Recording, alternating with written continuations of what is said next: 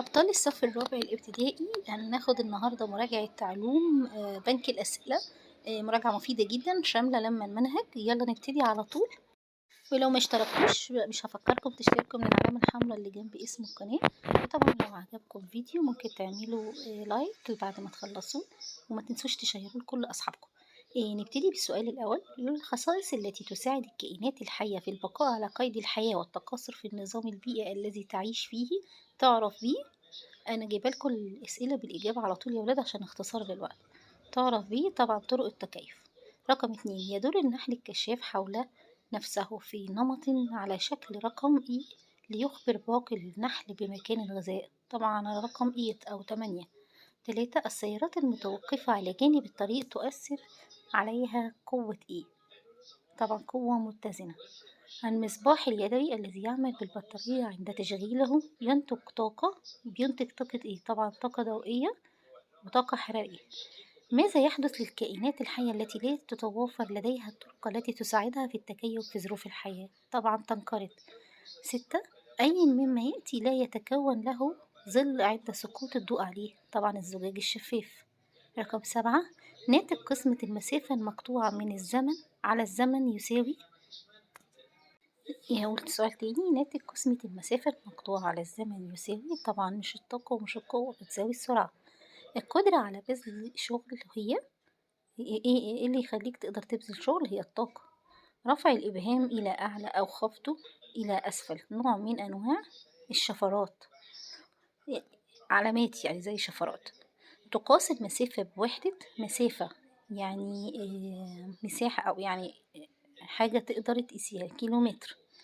يقول لك كام متر وكام كيلومتر. كل مما رقم 11، كل مما يلي أمثلة قوة السحب ما عدا طبعا ركل الكرة، مش شد الحبل ومش فتح درج المكتب. رقم 11 سوري يا ولاد، رقم 12، الطاقة التي تكتسبها الكرة عند سقوطها من أعلى إلى، هي الطاقة من أعلى لأسفل. طاقة إيه؟ طاقة حركة، حاجة بتقع بتعمل حركة، مش وضع ومش كيميائي.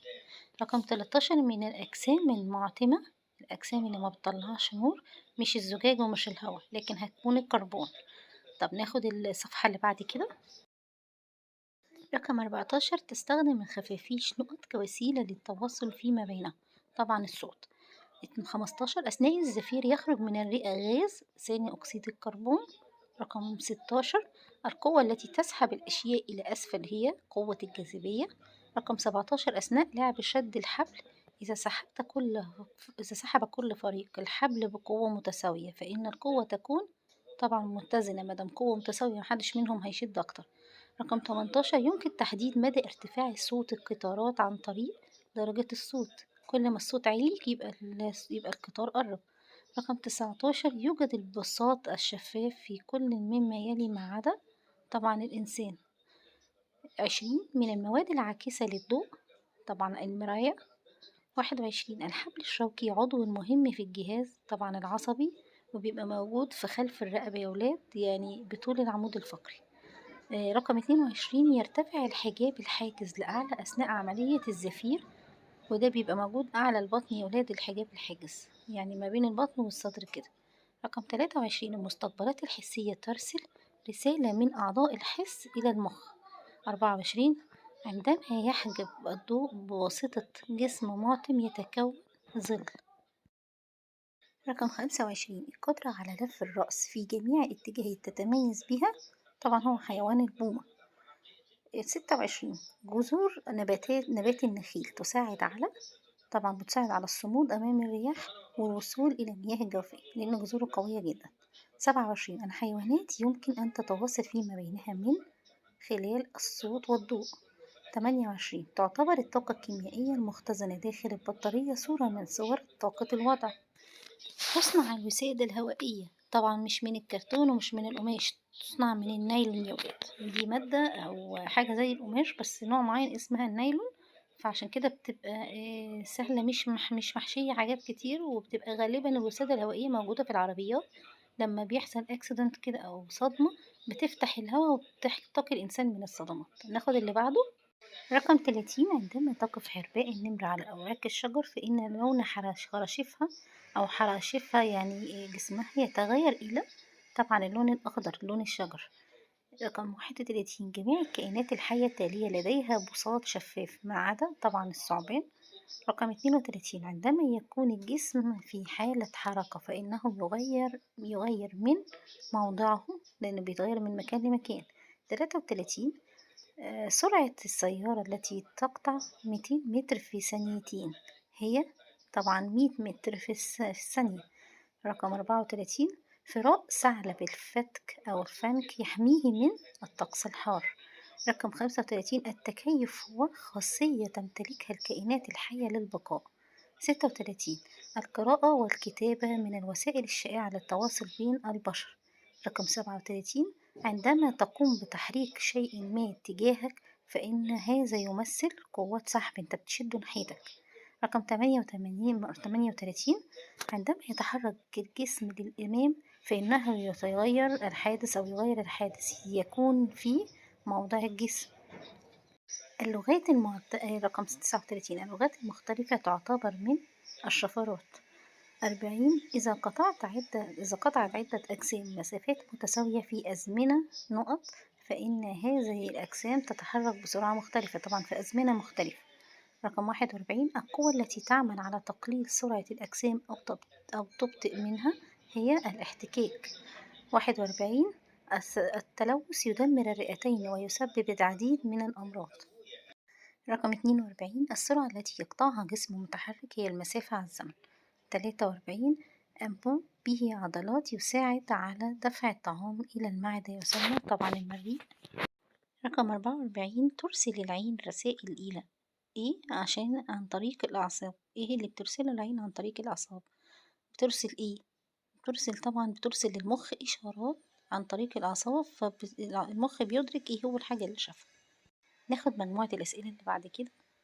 رقم 45 يا أبطال الوقت الذي يستغرقه الجسم لتلقي المعلومات من البيئة طبعا اسمه زمن الاستجابة. رقم 46 أي مما يلي يعد مثالا لتحويل الطاقة الحركية إلى طاقة وضع. طبعا هو صعود قطار الملاهي السريع إلى أعلى، دي مثال. رقم 47 العضو المسؤول عن حاسة البصر هو العين. 48 السطح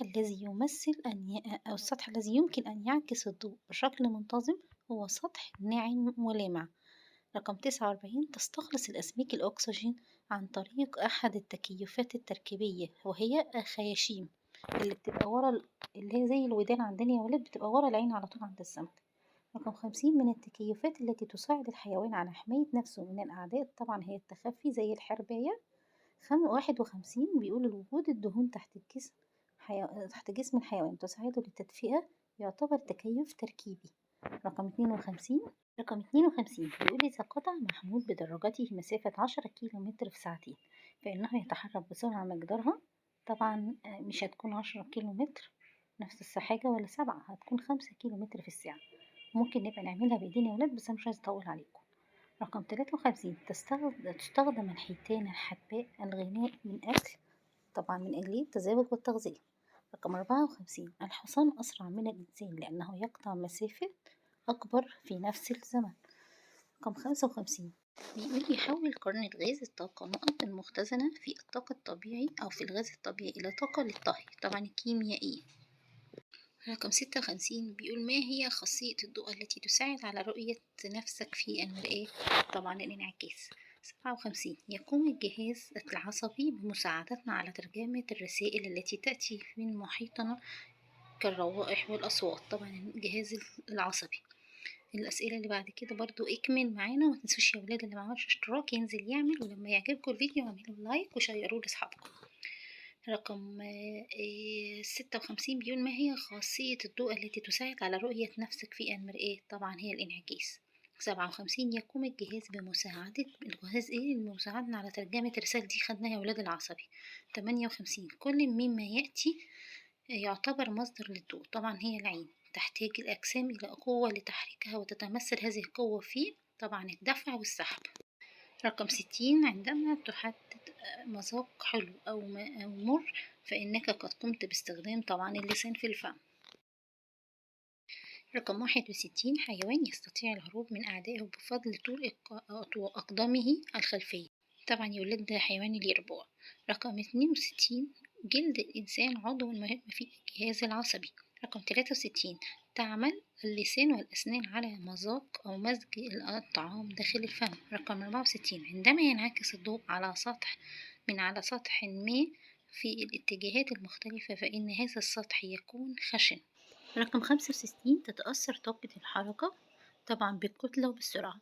رقم 66 تبطئ السيارة سرعتها عند نفاذ الوقود منها نتيجة الاحتكاك. ودي حصلت معايا يا ولاد، أول ما البنزين أو الوقود خلص من العربية النهاردة لقيت العربية عندي بتبطأ وبتبتدي سرعتها تقل جدا وتفصل، يعني هي عشان فاصلة فهي ماشية بقوة الاندفاع وابتدت تبطأ أول ما ابتدت تحتك وتمشي. طيب 67 تتنفس الأسماك غاز طبعا الأكسجين الذايب في الماء. 68 الطاقة طبعا الضوئية تؤثر على المستقبلات الحسية في العين فتسبب الإحساس بالرؤية. رقم 69 الرئتين من الأعضاء المهمة في الجهاز التنفسي. 70 كل مما يلي يمثل حركة دفع ما عدا طبعا شد العصا أو شد السنارة بعد التقاط السمك، دي بتمثل قوة سحب يا ولاد، وانت خلاص دفعت وبتسحب دلوقتي السنارة بالسمك. رقم 18 كل مما يلي من مكونات الجهاز العصبي. طب المخ والحبل الشوكي والأعصاب ولا القلب؟ طبعا كل مما يلي مكونات الجهاز العصبي ما عدا، مخدناش بالنا من دي، لا خدنا بالنا، المفروض نقرا السؤال كويس. طبعا ما عدا القلب مش من الجهاز العصبي. طبعا رقم 72 أي مما يلي يسمح للضوء بالمرور من خلاله. طبعا هو الزوج بس، الصخر لأ والقمر لأ. رقم 73 تتكيف أعين القطط على الرؤية الليلية بسبب اللي خلف العين طبعا بسبب البساط الشفاف. 74 عند سقوط الضوء على جسم ما ينعكس فنستطيع رؤية هذا الجسم. أنا في أسئلة يا أبطال بقراها على طول بالإجابة عشان ما نضيعش وقتكم. رقم 74 احنا قريناها. 75 يغطي جسم الثعلب القطبي طبعا عشان هو ثعلب قطبي بيغطيه وبر ولا بيغطيه جلد بس ثقيل ولا بيغطيه فراء كثيف؟ طبعا فراء عشان يدفيه. النسر من الطيور الجارحة أكلة اللحوم، منقارها قوي وحاد يساعدها على التكيف التركيبي على طبعا تمزيق الفريسة. وعشان الفيديو ما يطولش عليكم يا شباب ويا أبطال سنة رابعة هوقف لغاية كده الاختيارات من متعدد. استنوا الجزء التاني هتلاقوه في صندوق الوصف بنعمة ربنا فيه صح وغلط وبعض الأنواع التانية من الأسئلة. خشوا صندوق الوصف هتلاقوا اللينك. ما تنسوش اللي مشتملش اشتراك يعني اعملوا اشتراك من العلامة الحمراء جنب اسم الفيديو. أنا بفرح جدا بكل واحد بيشترك. لو في كومنتات اكتبوها لي وزي كل فيديو هيعرف انتوا منين هي محافظة بتشوفوني. ولو عجبكم الفيديو اعملوا لايك وشيروه لأصحابكم عشان يستفيدوا. اشوفكم على خير الفيديو الجاي. كانت معاكم ميس رشا من قناة افكار متنوعة. باي باي.